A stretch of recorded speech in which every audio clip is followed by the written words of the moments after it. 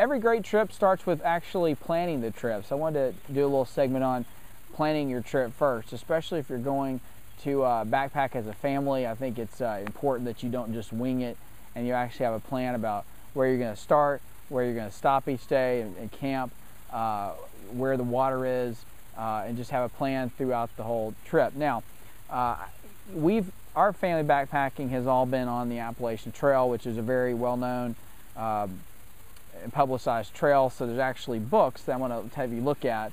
But I'm sure whatever trail you're going on, there's got to be something online you can look at or a book you can read and review.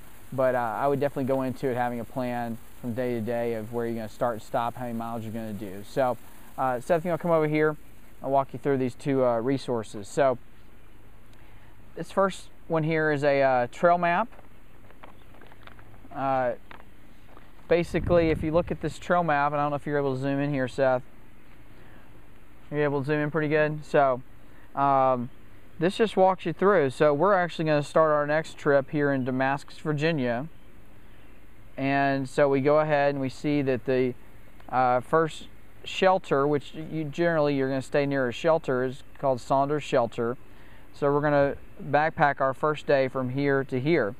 One thing that's very helpful is you can actually see the elevation changes, so you get some sense of what are going to be the challenging parts of the day, what are going to be easier parts of the day. So obviously coming out of Damascus, right off the bat, you're going to be hit with a pretty good size, 1,000-foot or more elevation change. And it also goes through how much mileage, from mile 3.5 to mile 13 essentially. So that's a 9.5 mile day. So it helps you walk through and kind of visualize your day and where you're going to be.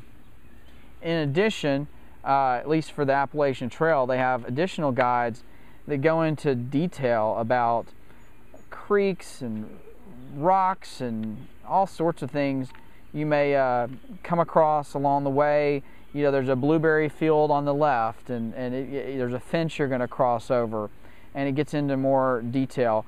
I actually like to read these every night and before I go. Also, the critical thing is just the water sources. You look in this book to find where your water sources is. It'll tell you how good a water source it is.